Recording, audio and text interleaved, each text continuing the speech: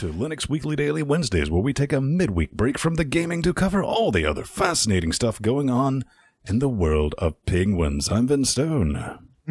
Fascinating is a stretch. I am Peter Mateos. And I'm Mathieu Commandant.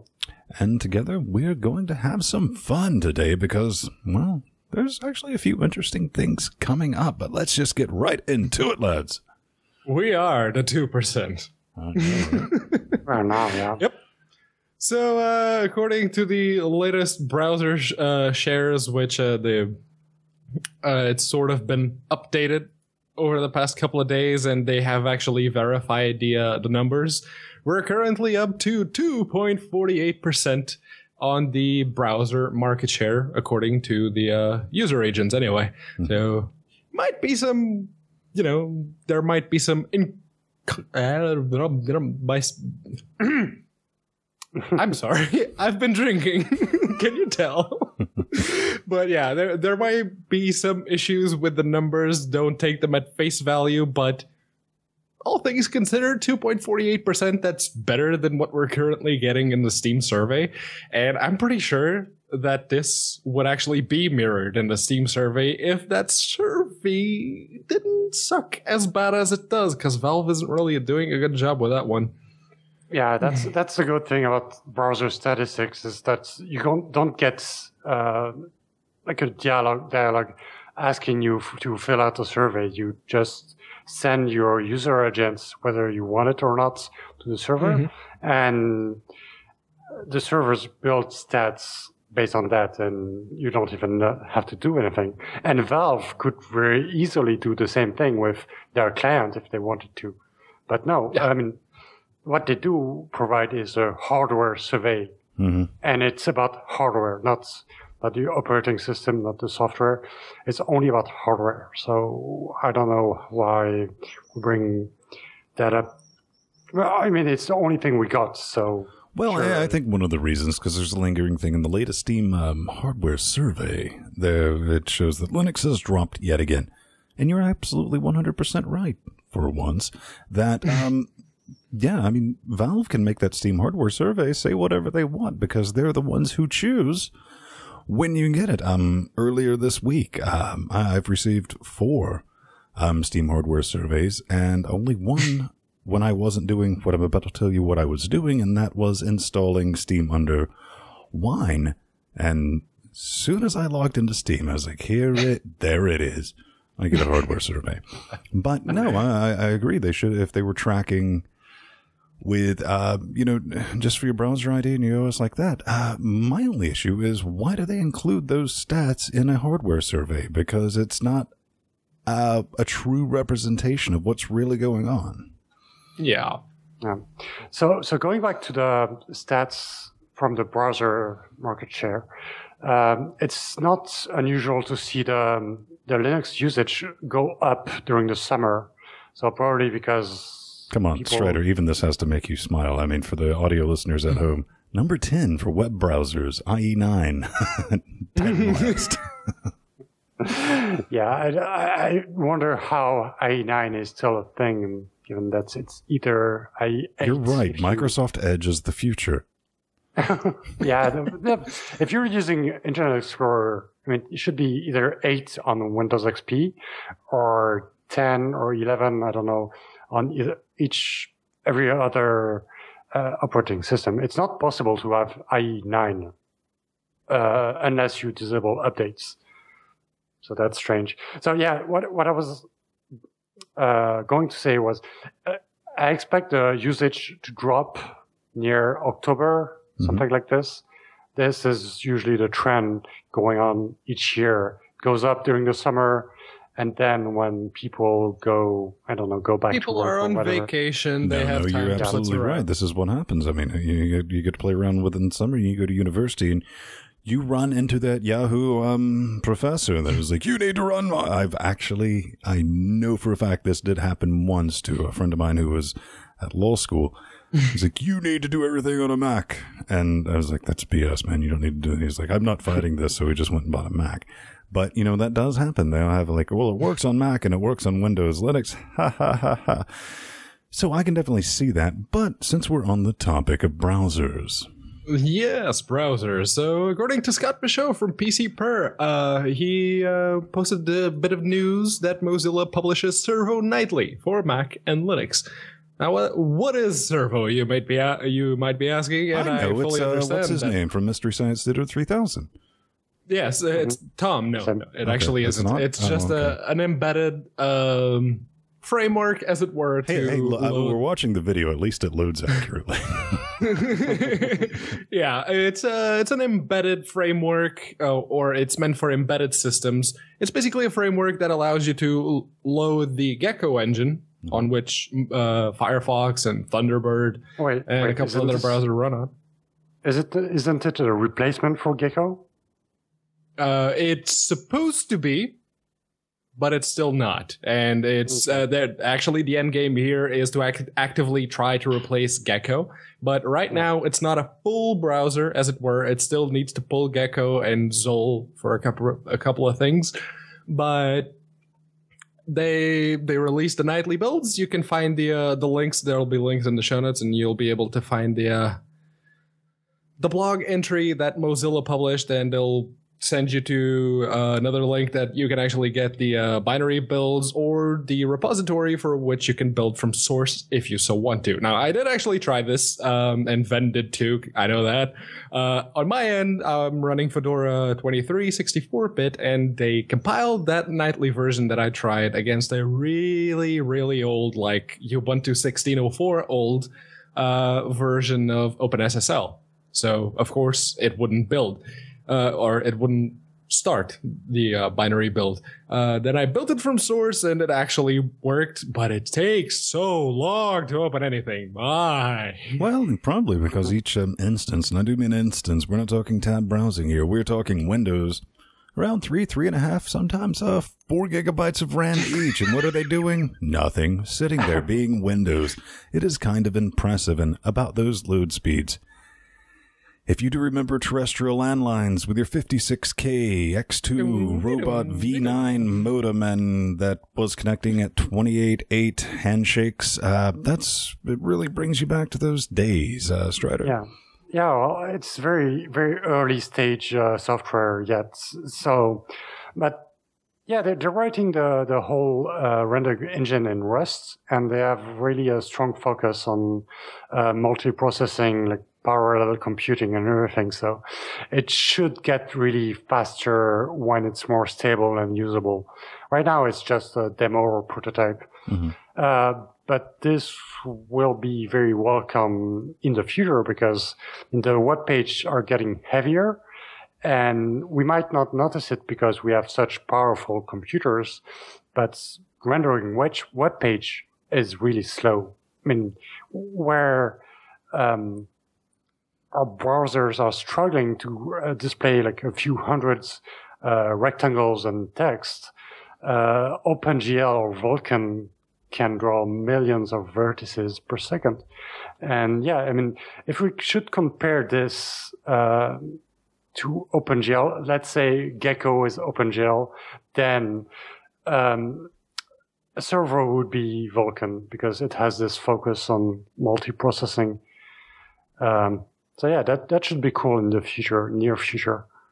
If we had access to Vulkan in those early days. Well, I mean, for mobile, I mean, Foxfire, that whole foundation and all that, they need to do something on mobile. They need to do something on the desktop. But, okay, we heard you like to render the videos and maybe do some non-linear editing because PITIVI, not 0.96, ergo proxy.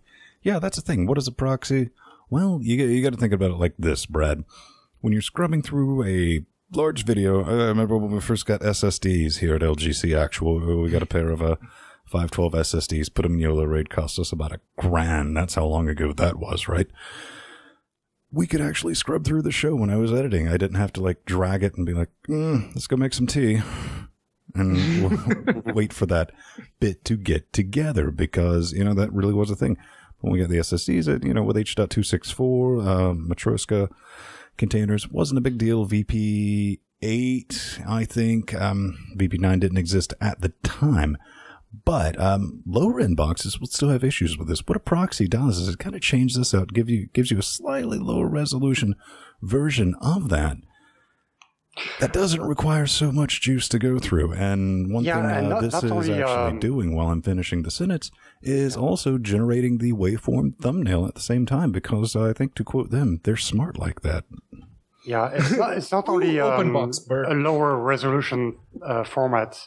It's also they also converted to a codec and a container that is more adapted. Well, for I mean, we can clearly editing. see the difference right here on if you're watching the video from Gandalf the Grey to Gandalf the White.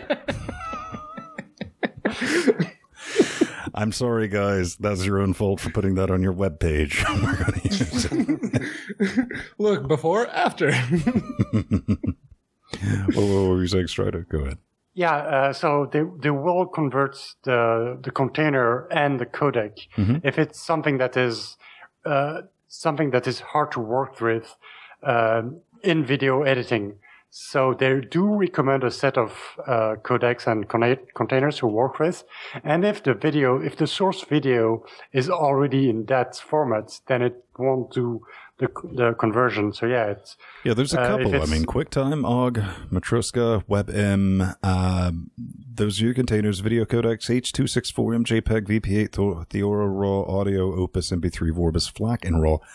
I will actually argue with them on H.264 because at very high bit rates, that thing can be a beast even on this box. Oh, yeah. But then again, you don't really get anything other than... Let's say if you wanted something other than H.264, H.265, and only the GTX 960s and the Titans and the 980 Ti's can actually render that on the hardware. Yeah. Don't worry, that feature will be available in Linux coming Q1 2036, I believe. No, it's already available, and that's a good thing. It's software. It's available as a flat pack. So we talked about it a couple of weeks ago. It's the GNOME and Red Hat's efforts to provide redistributable binaries. And yeah, I mean, I'm really pleased that this is becoming a thing because we no longer have to wait a year before testing new software. So yeah, I might try it out. Yeah, I say definitely give these lads a good shot because they're working on building a good foundation, a good base, and they're not trying to throw the lackady hairdo and the sparkly cowboy boots on before they get the back end complete. But, man, future's here. You love your eye candy, don't you, Ben? MSI keyboard GUI. Yes, that's right. If you paid a ridiculous amount of money for a keyboard that blinks, that's all it does. It blinks. You too can now enjoy this functionality on Linux. The first fully featured GUI MSI keyboard controller for Linux is here. Yeah, really, this is like the RGB LEDs where you can like, you change this zone to this color and this color and this color. Just remember, kids, this is the mid-2000s equivalent of having spinners on your motoring vehicle. Pedro?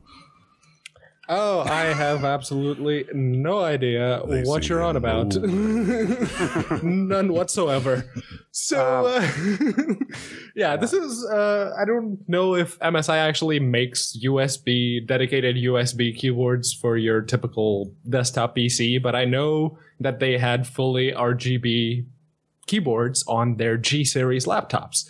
And this is for those people because the G series laptops, some models had the option of not coming with an OS pre-installed. So if you're a sensible person and you install, Linux, this way you don't get to miss out on the keyboard eye candy, as it were. Mm-hmm.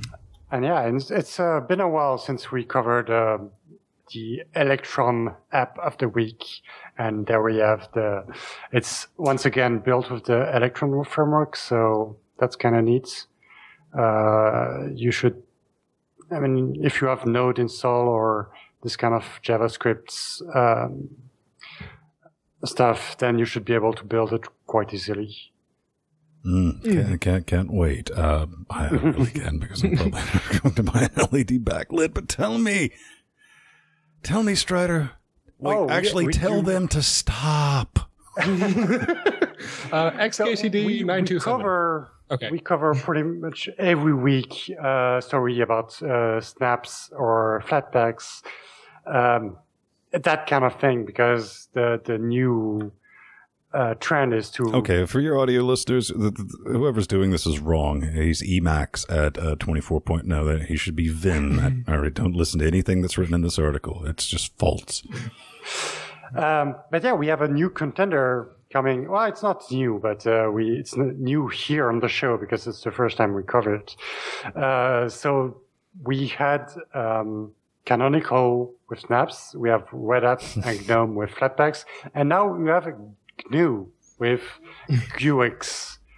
So GUIX is pretty much the same thing. It's meant to provide a framework to distribute binaries and make them usable on every distribution you can think of. And it's been here for a while. It does things quite a bit differently than snaps would do them, because it doesn't reuse, doesn't duplicate libraries when it can. And of course, it's written in Scheme and Gal. Of course, its main purpose is to protect the user's freedom, because it's a GNU project. And of course, it's available on GNU Herd. Herd? Okay. Yeah, Herd, because everybody uses GNU Herd. Oh, yeah. Let's use the totally free kernel that doesn't let you use your hardware. Look, politics aside. Politics aside, I agree with you, but bonus soda with this, you get a beard and a pair of katanas. So yeah. You have Stallman's blessing, I guess. The snaps offer that? No. But yeah, that's the thing. I was gonna ask, does Snap have a specific license, or do Flatpaks have a non-free license? No, it's all free. So okay, then what's the point? Well, there was that thing, and I guess it is still a thing, even though Fritch is like, but it's really easy to set up. With the Snap packages, setting up your own, I mean, it's not a complete open source from Canonical setting up. Yeah, setting up your own store will, well, if you just use the default one, it's always going to use the Ubuntu one, which isn't exactly open or free for that matter. But yeah, no, this is just one more. Server, so,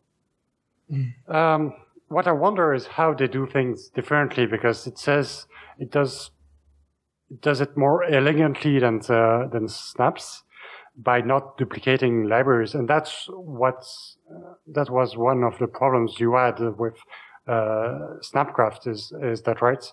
Is that they duplicated some of the libraries in your system that you already have. Strider, that depends on who you talk to and what the definition of duplication is. Well, they basically install another operating system on your hard drive with all their libraries and everything. So yeah, it does introduce some duplication. They say that UX does not do that, so I wonder how. So I haven't tried the Magic Strider. Technology. Magic. And you know what else is magic? Our Patriot. Wait, nope. Jump Not yet. Over 30. Well, it's over. Well, hang on. Brian Lunduke, you're a magical person. See, I didn't flub that. Totally flub that. 30 days in a terminal. Day 10, the experiment is over. All right, that Duke boy tried to live just in a terminal. He's outlined it. Day Z, well, day not 1, 2 through 5, 6 through 8, and a slideshow. Found some things hard. Mainly he couldn't make with the social medias because apparently using, your mobiles or your tablets or gigabytes. It's gigajoules, man. You get it right, Duke boy. It's gigajoules. All right. We're talking about memory here. LGC. We have our own the correct way of referring to memory storage, but yeah, he didn't like that. He was talking about Facebook, G+, stuff like that is just a nightmare to use in like links and text browsers and all that. Basically, I'm just going to be genuine. When I read this and my initial take after reading it, which I did read it, I was kind of curious to follow it, was, all right, so yeah, you did spend 10 days using the CLI and decided that you had enough material to write a few articles. Fascinating. Well, Ven's a bit of a cynic and skeptic, and several other adjectives that end in ick.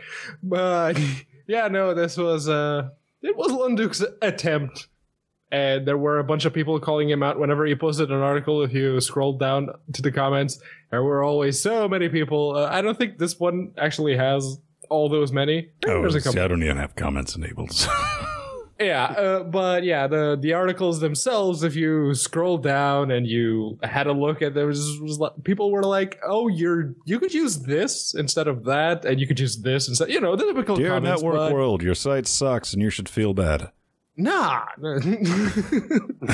But yeah, there were people offered a couple of alternatives that would have actually made his social medias easier to use. Would those made for such a good and engaging story? Guess not. If the only problem was social media, he should have used an Android device to just go on G+ and Facebook and YouTube. Well, that's kind of what I'm saying, because I think that's a perfectly valid loophole, because 99% of us come home and we have, okay, let's work on CLI, but even like the Linux zealots out there, a lot of them have to go to work, to the job, and work with Windows all day. So yeah, and that's when you grab your Android device and you go on the social medias. And that's what it's there you go for. to your IT manager and you wait, I'm sorry, never mind. I heard that he's now testing Ubuntu tablets. So he could have used that instead of an Android device, because if you're going to be masochists, why not go all the way? Again, it wouldn't have made such a good story. But hey, speaking of masochists, let's thank some people, shall we? Yay! Actually, let's thank our Patreons, because we're currently at 85 Patreons, kicking in 153 wet stinky caches per Saturday night trade work. Woo-hoo! And you're like, Saturday night? This is Wednesday, Vin. That doesn't make sense. Well, it actually does, because our Patreons from Let's Get Gamecast Weekly helped us start this show off. They gave us the seed money, the ability to redo the web zone a little bit and back it up and get the audio feeds together. And now it's kind of a thing. So maybe you like this show. Maybe you haven't heard about Linux Gamecast Weekly. We do it on Saturday. It's a little bit more cussy than this. So yeah, don't let your parents watch it. They're not going to have a good time. But we absolutely want to thank every single one of you who are backing this project, keeping us from having to do ads. I actually had somebody earlier this week. And he said, why don't you do ads? And I was like, here's the biggest issue. I'm not saying we'll never do ads. As soon as an advertiser comes on board, they're going to watch the first time. It's like, did you read it like a robot? Then they're going to watch your show. It's like, yeah, we got some suggestions. We don't work like that. I think we would actually implode if we had to do something other than just be ourselves. Bend to the wills of advertising people. No. But we do have a new goal that we just kicked in. Oh, that's right. Crossing the streams. It's a thing. We're going to start scheduling 2 live gaming streams every week, and Patreons will be invited to join our multiplayer events. It's definitely going to be a thing. If you like joining the show, being in a chat room, you don't need audio or video or anything like that. Patreon, you can just start out 5 cents. You can get access to over 78 Patreon exclusives. They are there, and again, if you've ever been on the fence and you're like, you want to support this because it's been said that it's been proven, especially with Humble Bundles. Linux users are the most generous people in this blue ball. But enough shameless promotion, because we need to isolate game processes for security. Why? Because everybody's doing it. Skip a story? Because we actually need to talk about Lenovo scrambling to get a fix for a BIOS vulnerability. Well, then tell me about it. Never heard of it. Yeah, no, as you may have heard if you've been on the internet lately, chances are you probably did. Lenovo hasn't been doing so well in when it comes to, say, in the trust department, as it were, from their users. They had that, what was it called? Blowfish? Or some sort of fish. Oh, and then, yeah, and now it became painfully apparent that the UEFI code that they were using, which they claim they took from Intel, and apparently it has been true. It has been proven true because there were a couple of people on Twitter that were going on about like, oh yeah, I have an HP laptop and that's also vulnerable. So yeah, this is either a backdoor that Lenovo or Intel are trying to keep very, very quiet about, or it's just a genuine exploit of someone who didn't consider this particular option and would allow people to actually load malicious firmware onto the UEFI or your secure boots, as it were, and that has some considerable repercussions, mostly for Windows users, but there are a few of those that could also affect Linux. Say if you got a Lenovo laptop and you install Linux. Unless you're stuck using one for business, if you've personally, after they did the SSL man-in-the-middle thing, yeah, if you didn't immediately take that out in your back lawn and just Hendrix it with some grill, take a drill, just drive it in there, light it up and let it melt, and went and bought something else, shooting yourself in the foot. Strider, is this a high NSA type level ooga booga? Or? Well, if you want to exploit this, you have to have access to the physical machine in order to do anything useful. Mm-hmm. So if someone has access to this physical machine, then they can pretty much do anything anyway. I mean, if you have especially if you have a screwdriver with you, then yeah, I mean, there's not much you can do. And anyway, we lived without secure boot for until now, until a couple of years ago, and we are still okay, and we still have our computers up and running. So I wouldn't make a big deal out of it. And anyway, most Linux users do disable secure boot just to be able Guilty. to install I can tell Linux. you nightmare stories of installing SLAS at a corporation. And yeah, that was like, oh, I should disable that. And he's like, you shouldn't be installing Linux. Yes. So that. If you were running Linux, you probably have disabled secure boots already. So if you're, I mean, the vulnerability, it's mostly for, I mean, they were talking about something called secure mode for Windows 10 Enterprise. So yeah, that's mostly the problem here. Some Windowsy tech. It's a sandbox type thing you can do on Windows 10. I admittedly Googled for that to know exactly what that was. The only thing that genuinely kind of bugs me is from the article at theregister.co.uk. All this will be in our show notes. Head over to linuxgamecast.com in about 4.5 hours and they'll be up. They say there's also a hint that Lenovo agrees with speculation by not even trying to enunciate that the code may be an intentional backdoor. So yeah, that's kind of the problem here. Was this just a slight programmer error that resulted in an exploit, or was this intentional from the part of Intel? Well, at the end of the day, the only way to be safe is unplug everything from the internet and just burn it. So now we can talk about whatever this is. Yeah. So this is from Amos. Oh, Isolate Game. Can we call it Isogate, please? Isogate.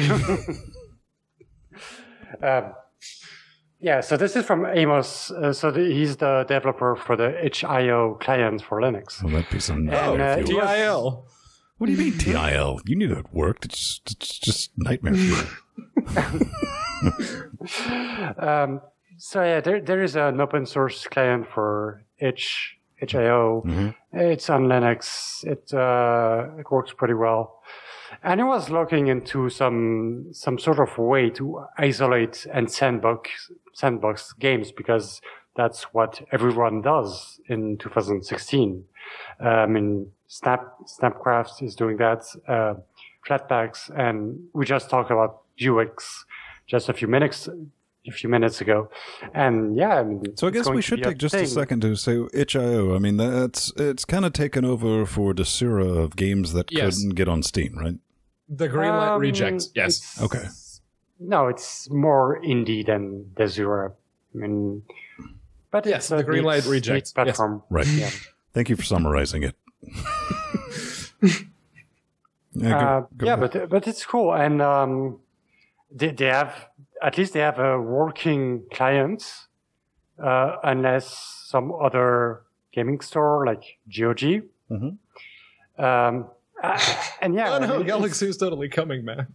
And it's the only gaming platform that has this kind of sandboxing built in. So that's kind of neat. I mean, I should be trying it out and see if it actually works.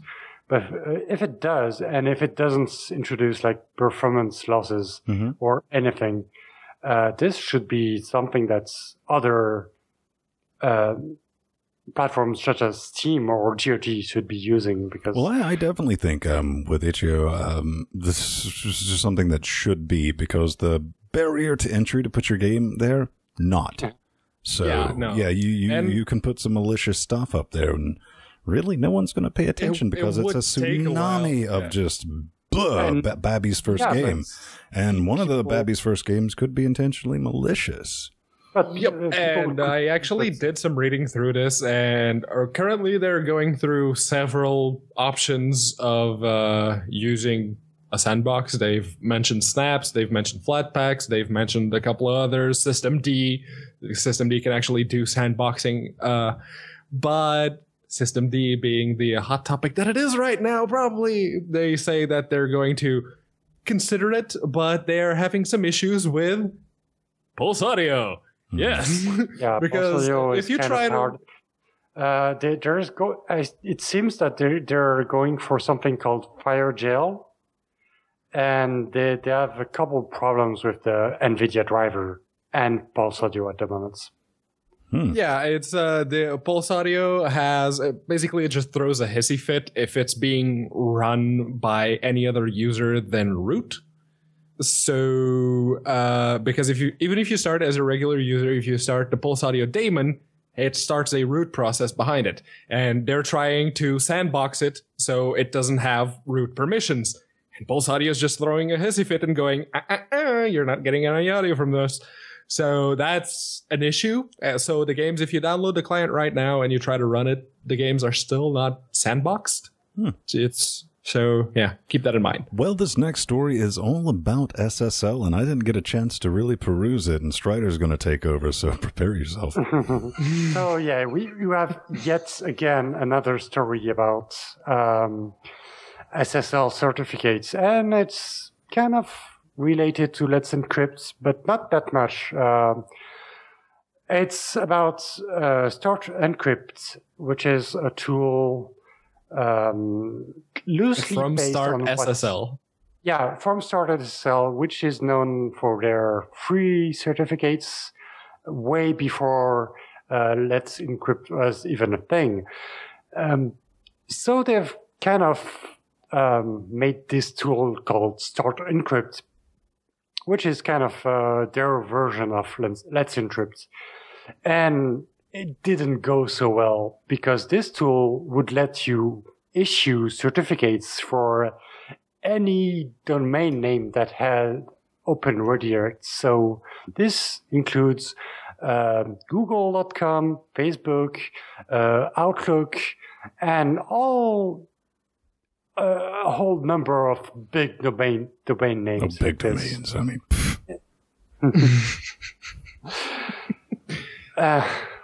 I mean, I don't know. I mean, I'm reading this, and it's like one of the things that has kind of caught me off guard. You know, I seriously just read, just bits and pieces.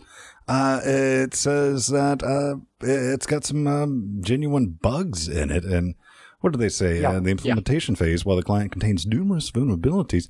So I'm guessing this was not initially open source. They're not using an open source tool. Yeah, they're not. Really, you don't say. It didn't show. It didn't show at all. What I really don't understand is why didn't they use Let's Encrypt? Just fork the project. Oh, that's easy. Who owns this company again, Pedro? Start SSL. Done. Okay. Yeah, but they have a secure and proven to work base if they had used Let's Encrypt. You can't go against corporate DNA, son. I mean, the exploits are actually pretty bad.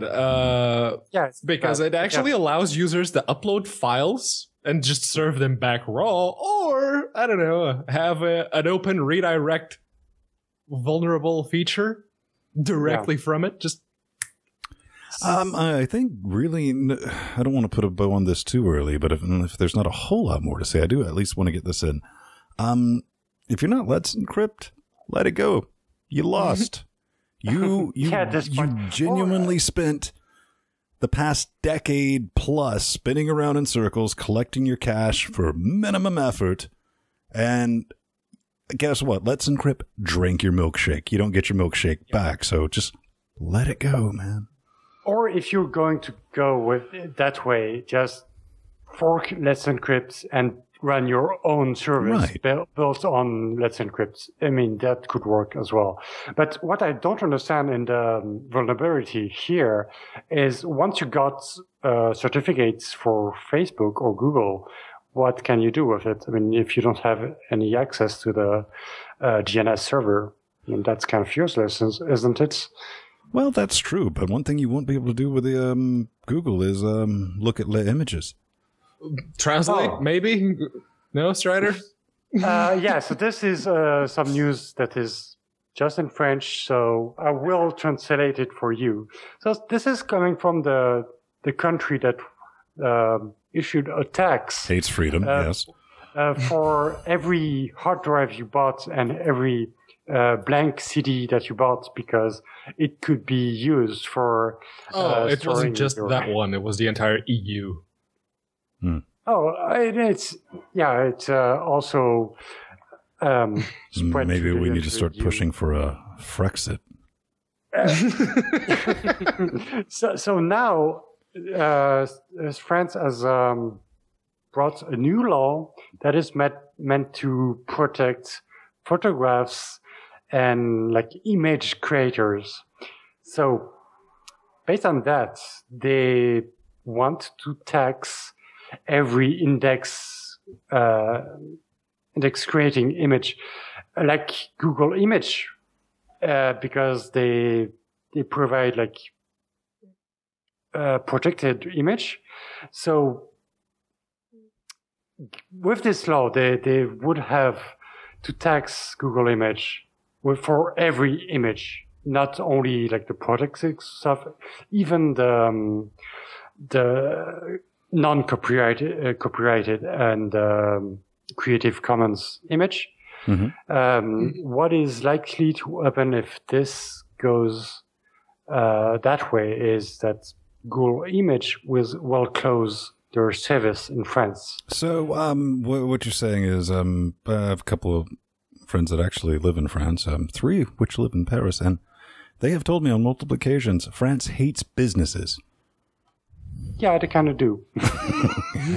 Especially if they're not French. And they love laws on copyright that don't make any sense. You're living in the US. Tell me more about copyright nonsense. US is not bad on that matter as well. The thing is, in the US, it's more friendly for companies and everything. In France, it's just hostile for pretty much everybody except the government. So I don't know. I mean, this comes across as like a very lazy tax collection scheme. Now, I understand you. Everyone's they always say, "Oh, we want to protect the creators. We want to protect the photographs. We want to protect the." Ladies and gentlemen, See, that made him quiet. What I was saying is everyone's first knee-jerk reaction is Google just quit, suspend service in country X. That makes you feel good when you think about it. And, you kind of want them to do it. Maybe not permanently, just be like, yoink all services for, I don't know, how long would it take? 45, 50 minutes? Yeah, before, there were riots in the streets, then it would overthrow the government, then Google could come in and take it over. But I understand why they're trying to, work with them. I mean, Google has to, go there with a straight face and go, really? Yeah, but this has happened in other countries as well for very similar stuff. Mm-hmm. In Spain, you cannot go to Google News because Portugal as well. No, you can actually open Google News in Portugal. Oh, they changed it. Yeah. Because Portugal had nothing to do with it, and it was just Google being an ass and blocking Portugal too. Just saying. Yeah, and in Germany, you cannot view music videos on YouTube. Yeah. Yeah, that one I knew about. I mean, there's certain levels of capitulation, but then we have the whole right to be forgotten. Listen, we could do a brand new series called Damn Google, but we're not. So, let's talk about Mycroft. Yes, no, not Sherlock Holmes. Come on. Yes, no, not Microsoft, actual Mycroft, and not not Sherlock's brother. But yeah, this comes from Softpedia. They basically broke the news. They've got a couple of videos there of the KDE 5 or Plasma 5 or Plasma 2 or whatever you want to call it, integration of the Mycroft AI directly into the desktop environment. This is a very good idea. If, let's say, you have an Android phone or an Android tablet and you're an okay Google user, or say you're coming from Windows 10 and you were one of those people who enabled Cortana, Mycroft has actually made several leaps and bounds when it comes to understanding natural speech, similarly to how Google Now does it. It doesn't still have all that functionality that a simple OK Google will give you, but seeing as it is open source, everyone can add new stuff, and that's great.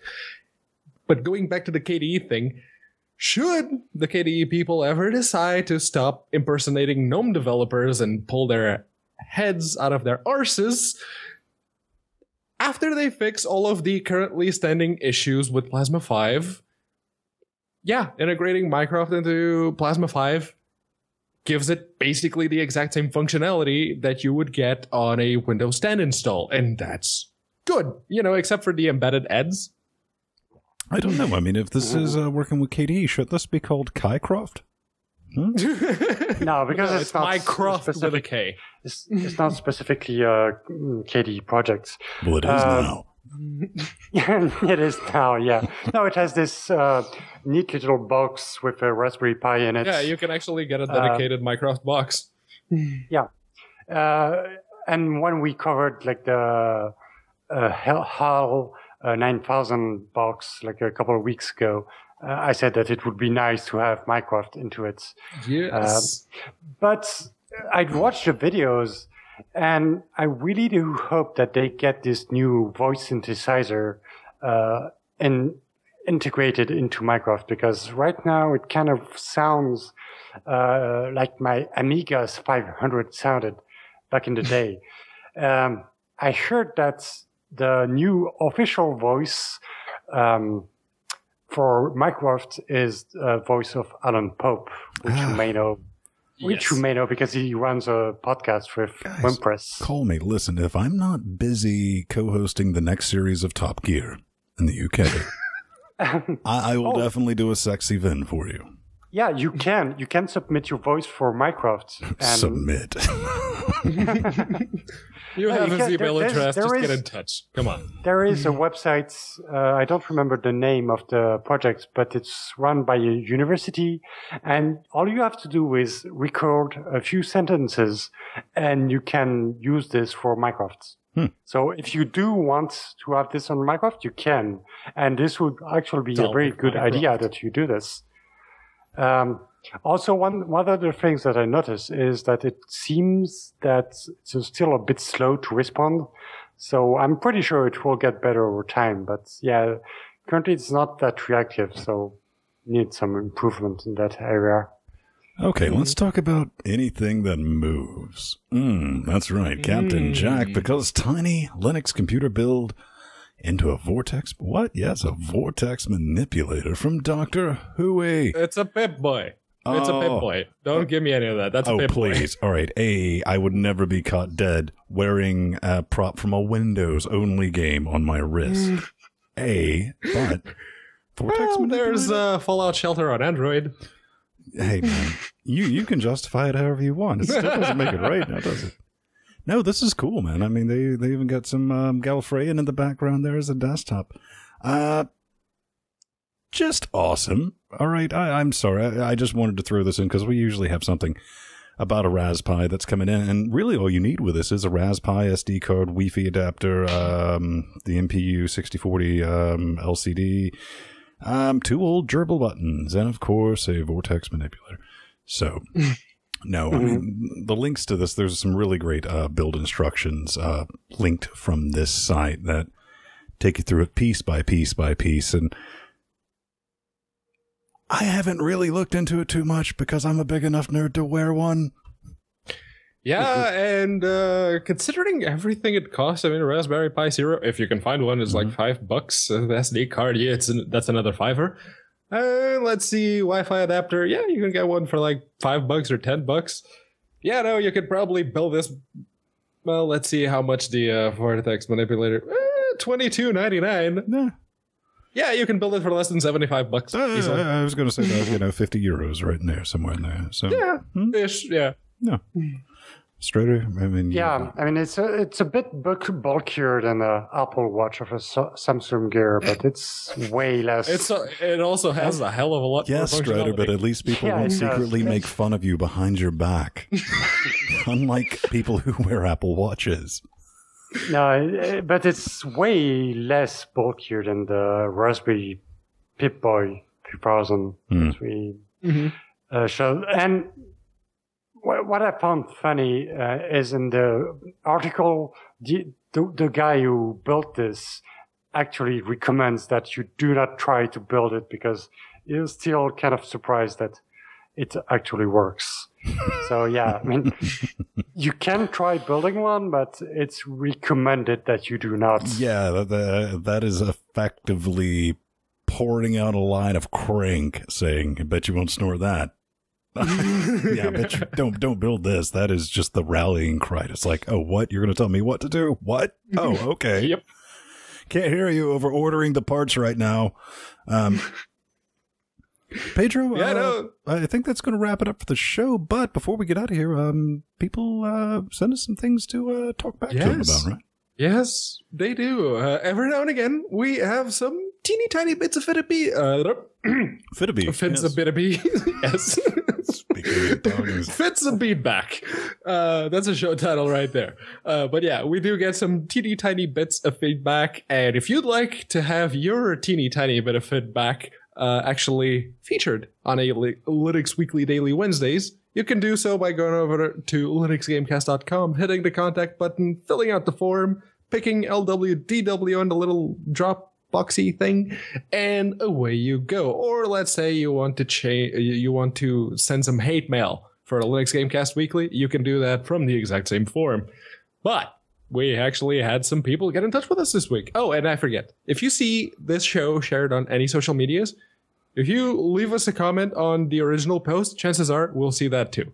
Coming up first. Oh, wow, this is big. Wall of text from Gyan. Anybody want to summarize this? Well, this is basically Gyan somewhat agreeing to what Strider said last week about the 32-bit issues that Ubuntu was noping the 32-bit packages. And he says, he or she While I do believe 32-bit will eventually go the way of the dodo, it is indeed an issue right here and now. And no one you see every single day in places like Ubuntu Fora or Steam Linux Forum, especially coming from new users who get really, really confused about these 32-bit libs and 64-bit OS conundrum. And it seems from a poorly done decision made back in the line of 2004, even prior, when x86 64, AMD 64, later EMT 64 on Intel was being initially developed by the different distros, especially from the Debian camp. Yes. We're just going to forget about Itanium 64? Huh? But yeah, so he goes and is like, what do I mean with this? Poor multi-lib support. The way they initially implemented it, a la C++ got immediately inherited by its offspring, like Ubuntu, Mint, you name it. For some strange reason, he has not been able to even fathom this actually sticking all these years. And it's not about whether distro is better than the other one. It's not even about Fedora being better than Ubuntu when it comes to the multi-lib support. It's just that this, as he describes it, has its roots in the freaking lack of standards we suffer in the open source. And some people might actually have something to say about that. But yeah, he just, the end of the little wall of text is just comparison between, it's examples of the quote-unquote fragmentation of Linux, like comparing RPM versus debs versus tar BZs or GZs or TGZs, Vim versus Emacs, GNOME versus KDE, etc., etc. So, I don't know. I mean, the one thing at the very end is like OpenGL versus Vulkan. You call it fragmentation. I call it options. Yeah, no. OpenGL versus Vulkan is not even so much of an option. Everyone who's starting to develop a game right now should be using Vulkan. Period. Not necessarily. I mean, are still some valid uses for OpenGL. Medical industry. Yes. Mac OS X. Well, a lot of people are. No, Mac OS X will have some kind of Vulkan supports in the future. No, man, we're going to be. Everyone's going to be using Metal because everyone who uses Metal goes, oh no. Except Iculus. Yeah, Iculus was kind of like, oh, I drew a shader in the first 5 minutes, and then 30 minutes later it was like, yep, scratch that. Nope.